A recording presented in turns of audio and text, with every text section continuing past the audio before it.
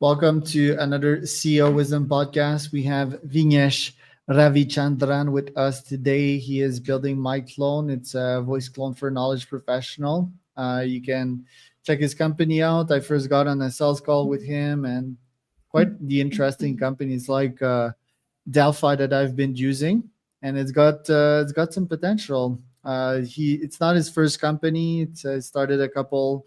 Was also an engineering manager at Cloudflare. Worked at Ticketmaster as well, and cool companies like that. So Vignesh, welcome to the pod.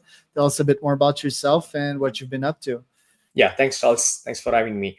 Yeah, I mean, you gave a pretty good summary. I've been, engineer for almost now 15 years. Worked at companies like Ford, Ticketmaster, and recently at Cloudflare, where I scaled the team from 2% to almost 18 all over the world.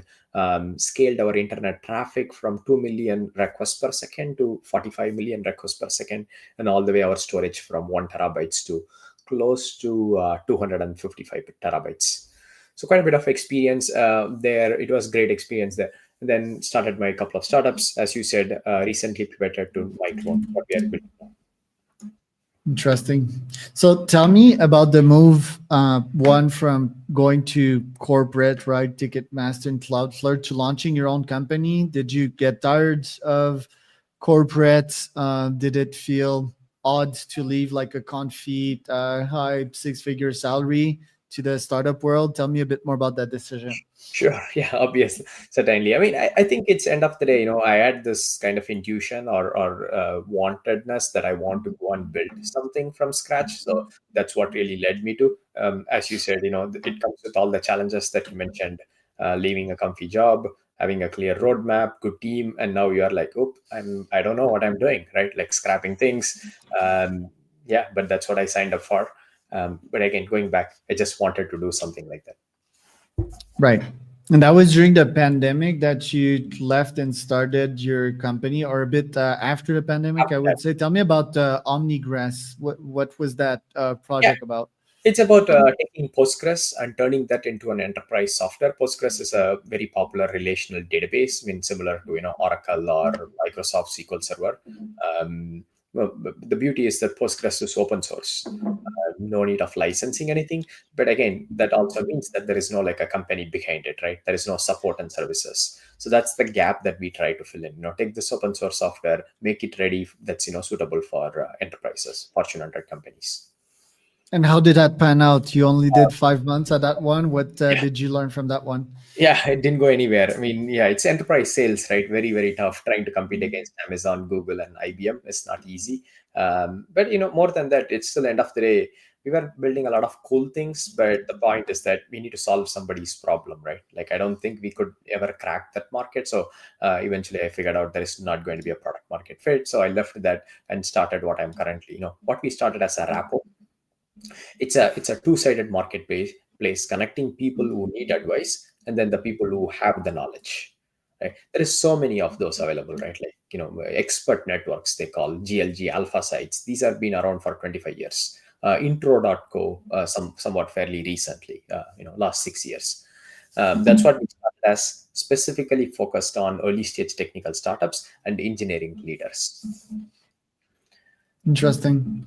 So you started that one in 2025. What was your hunch that you needed to start that? Did you had a need yourself for expert advice? Yeah, What's your yeah, model that's to exactly. product market fit, right? Because like mine, there would be like one thing against yours, which is like there's a lot of these platforms out there. Then it's sort of low ticket, right? It's almost on the consumer side of things as well. I only do B2B, right? I know that yours is like mostly B2B advice, but what are all your criteria, your product market fit criteria that led you to start that one and that led you to be bullish on myclone? Yeah, so very good question. So again, it came from my personal pain with during my time with Omnigress, that I needed that kind of advice. I wanted to connect with, let's say, director or VP of engineer from financial services companies like Visa, Mastercard, whatnot. And currently the way to do is that either somebody, you have like an uncle or neighbor or somebody introduces you, or you just kind of send cold emails and whatnot. landing both is very hard, especially in the high end of the B2B, what we are talking about.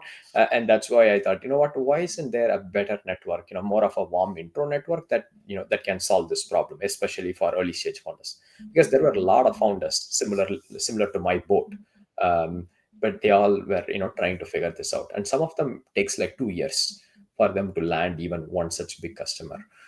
So yeah, that's the kind of origin or genesis story of what I'm building. Then the kind of tailwind of it, I betted heavily on. Go to market is going to be a really big challenge, and especially in the B2B side, and it's only going to get crowded and crowded. Um, those are all the kind of ideas or thought process went behind starting up. What have been some of the first clones or the most successful ones that you've built so far, and you had clients being like, "Holy shit, that really helped me." Who are the clients? Or I mean, sorry, I'm not sure. What are the clones? Oh, The what are clones that you built that you've got like raving fan type of reviews from the users. Yeah. Oh man, quite a few. So one, we are working with executive coach from LA. She's kind of going through a transition, and then she learned about myclone, and immediately it clicked because she does a lot of assessments, like intake form kind of a thing. If you think about it, uh, those are all now happening through her clone. Basically, she put all her Yeah, knowledge. the B2B Katy Perry, right? Yeah, this is yes, not Not the B2C one. yeah, not the B2C one. Yeah, it just happened to be, Katy Perry. I mean, you also see a lot of them there, Riley and, Walter Roth and a bunch of other, sales consultants, marketing folks, investors, all of them, different use cases. It's very horizontal. But going back, yes, that's one of them blow their head. They're using it for all their assessments and intake form. Another one is a luxury consultant who is using Mhm. this to consult his clients. It's like Yeah. becoming now building his vision and building his brand and presence, and also eventually to make money out of it. I Ooh, need to log yeah. back in again. I think why I thought I already had an account. How are you different than Delphi? How are we different from Delphi? Oh, great. Awesome. Great. Love this question.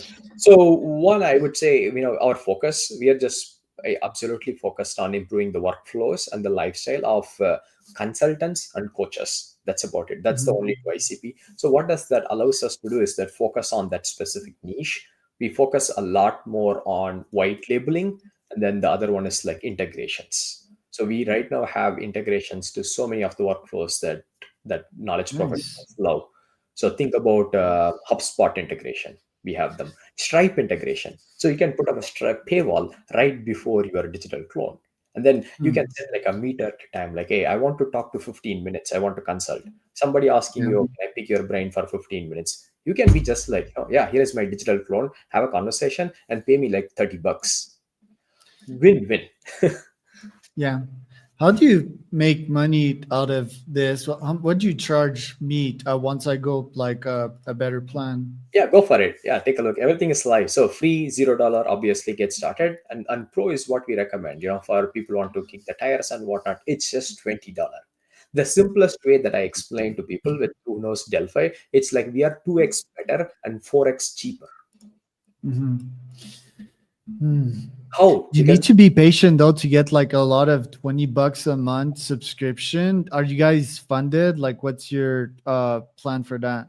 yeah, we mean we are VC backed. Definitely, we are we will go down that route, like a venture backed model, as you said, right? Mhm. Like we need to be patient, and these things won't like just kind of happen overnight.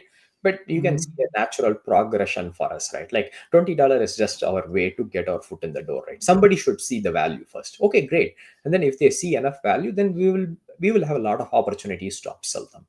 They are going to Could introduce. I have a clone of mine run this podcast instead of me? Can your podcast run? Yes. I mean, we don't have the integration. I think what's the StreamYard, right? That's what we are using it currently for. But yes, if we Yeah. I build the could use whatever. I could use Zoom, whatever yeah, I need to. I would, yeah, I would sort of need that to scale my pod because I have so much demand, but not enough time for this. What does the team look like? It's you and a couple of co-founders. Like, how do you complement each other? yeah. So right now, I'm by the way, I'm a solo founder. I'm the Intriguing. Yeah, yeah. Uh, I mean, there are a lot of pros and cons. My TLDR with co-founders and whatnot, it's like 1+1 = 5 or 1+1 = 0. So you just, if you can find a really good co-founder, that's amazing. If not, you better off just being a solo founder. To Yeah. Or the model, just to say like what's the reality out there, even YC companies, like is 1+1 = 5 until year one. Then there's a lot of split up. Like 50% of founders actually split up because of personality slash emotional differences. That's why I said, if you can really, it's like a life partner. If you can find a really good co-founder, I mean, that's amazing, man. That's the best. I've had like, with my previous startups, like two co-founders. It's good. But I did like, instead of waiting for the right co-founder, I just want to, move fast and do it because the timing is good. There is a very narrow window. But to kind of, put together, but also I can't scale myself, right? Like we have a team of really good developers. We have an applied AI engineer who is a technical lead who built a lot of voice AI, dubbing companies and whatnot, speaking in doing these localization for different Indic languages. Another founding engineer who has been with us for almost now 9 months. So a very strong team. Like we are a team of 5 right now, um, figuring out still early week. Interesting. Yeah, I guess. I mean, it's sort of like relationships. Some people they just learn on multiple partners, which I don't think is the right approach. Or you can just like wait and have a very long term approach to things and hope that you actually improve with time and they improve with time, right? And you actually make it work. The big caveat. I mean, it's somewhat similar to relationships, right? Like if you have like the learning on the partner approach, well, that means you may have to still wait for a long time, and there is some damages that you cause, but getting a product market fit is incredibly hard, right? It's probably 0.1% of startups make it there. You not only need to have an epic product and yet like fix a pain point at scale in this market without having too much competition, but yeah, you need to have a big GTM system, right? Like a GTM system that keeps on delivering. You and I, we talked about cold emails, and you're one of the few that actually like implemented something successfully. So you seem to be technical, but you also seem to understand about GTM, right? Like, so tell us about like your no, but I No, mean, you set up like an email system, yeah. which is pretty rare.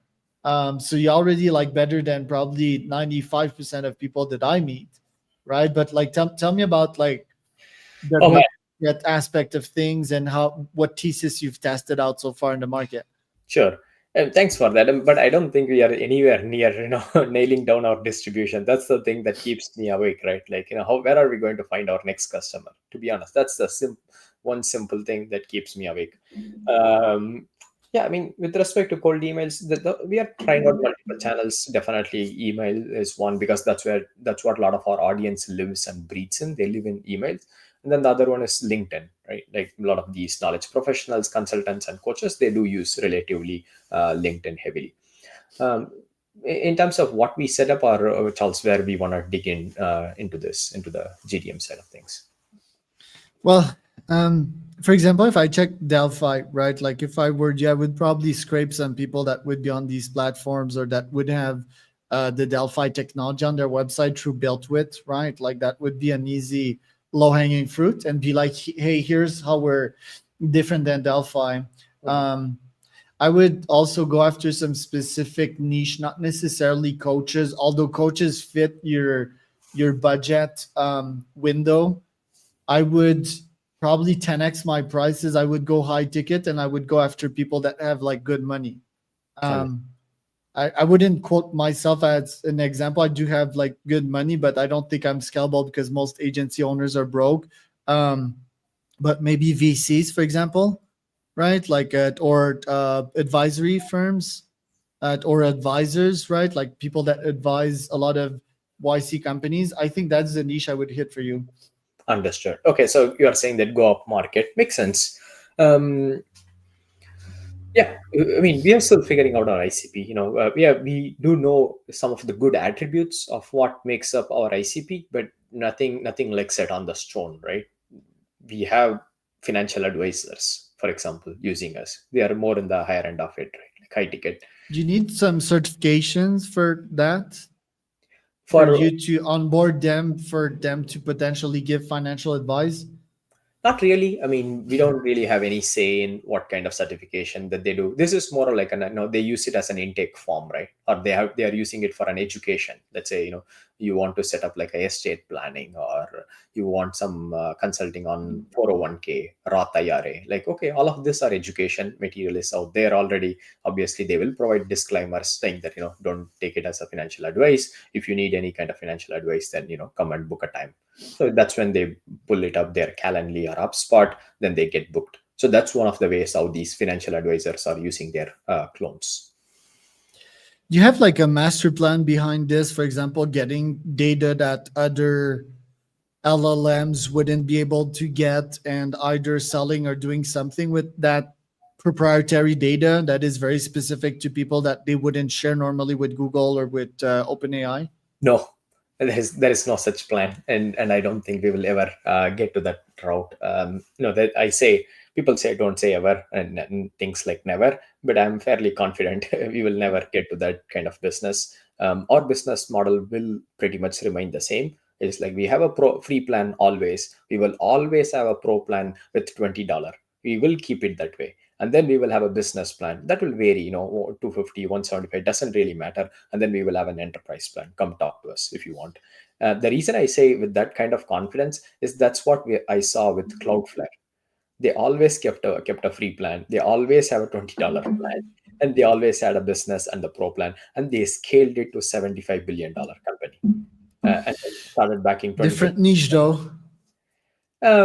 Different. Different playbook, different scenario. But yeah, what did you observe at Cloudflare? How did they grow so fast? Let me ask you, because I haven't studied Cloudflare as a company. Yeah, so And Ticketmaster also after. sure. I mean, and so does Cloudflare and Ticketmaster, good companies. But the one that we really read a lot upon is Shopify. That's the model Okay. that we are actually going after, right? Like what Shopify did for e-commerce sellers is made it easy to sell people online things. Your mom, your aunt, or yourself, anybody wants to sell candle, sticks. Yeah, just go and sell it. It completely white labeled it. There is the other approach, that's the HC approach, right? Like a marketplace. And we don't want to be the HC approach. We want to be the Shopify for knowledge professionals. With respect to your question of what has made Cloudflare unique, I think it's just their execution. They were so clear from day one that the pricing and all that I just talked about is just the way how it is. They weren't trying to take any shortcuts. Like, for example, hey, there is a lot of internet traffic going through us. Shall we do something interesting with it? They said no, just stay away from those short ways to make anything out of it. That's really why I said we also don't ever do that.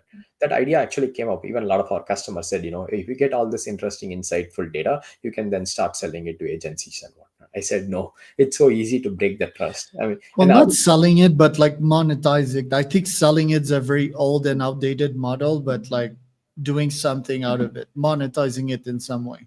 No, I mean, we said it very clearly in our privacy policy, and even it's there in the service agreement that the users own their data, and we don't touch anything other than providing them the analytics or insights. How many conversations your phone is having, what kind of challenges people are asking your visitors. That's about it. That's where we draw a line. We don't want to be getting any insights from it and doing any other business with it. Only way that we make money is that users pay us in a monthly subscription, either a $20 or $200 or $20,000. We will ask them money. That's it. And if they have people paying them for their bot, do you get a percentage of that? No, we don't. We That don't. would be fun. Yeah, that may be fun. That's where the Etsy model, right? That's why I gave you the differentiation between Etsy and Shopify. In Shopify, you don't get paid anything, right? Even you can sell for $1 billion in revenue. Shopify doesn't take any cut. Or you can also don't sell anything, $0, but you still need to pay for Shopify. Whereas in I Etsy, thought Shopify took something. Maybe it's with their own financial payment system. I think they created their own Stripe. maybe something like that, but end of the day the promise is that they are not here to make a cut of 3% or something for anything, right? You as a professional, it's your customer, you are making money out of your clone. We as a provider, we are providing you the tools and technology to help you generate revenue. That's it. You pay us what are the plan that you are subscribed to, $200 business plan, just pay us that. That's about it. What did you observe at Ticketmaster? How did they grow so fast? I mean, actually, it's funny. They are one of the oldest companies. I'm not sure if you realize that they actually started around 1976 or 1980. So they have been around for 45 years now. So it's one of the Whoa. oldest e-commerce companies, if you think about it, right? Like even before Amazon started. So I still wonder Holy shit. why Ticketmaster never got into, like, what Shopee, what eBay did, or what Amazon did. If they're already selling things online, trading things, why they didn't expand? Anyway, that's a different question for a different person. Um, in terms of how they grew, I think they got all the top artists. Simple, right? They went to Adults and U2 or whatever, right? Like all the big bands, and they become their customers. So it's then clearly easy for their fans to come to Ticketmaster. Right. What's next for you and myclone? Yeah, what's next for us? I mean, get up to onboard like the next, I would say, next 10,000 users in the next 6 months. That's where we are. Definitely a lot of them will be generating revenue out from that, right? Like we do still have the free model, but our goal is to obviously upsell them. um, what else? That's about it. Keep the team lean, and we will use myclone itself to scale myclone. Like I have like almost like 20 clones, one for customer support, one for sales, one for picking my brain, internal ones, where we dump all of those so that we can still keep the company as 5% company, and hopefully we can scale it to millions of dollar in revenue. There you go. Where can people find out more about you and the company, Vignesh? Yeah, its website is myclone.is. Myclone is Wiggy28. So if you want to, find myclone itself, it's called myclone is Wiggy28. Again, you can find me in the internet as Wiggy28 anywhere. So it's Vignesh and Charles for another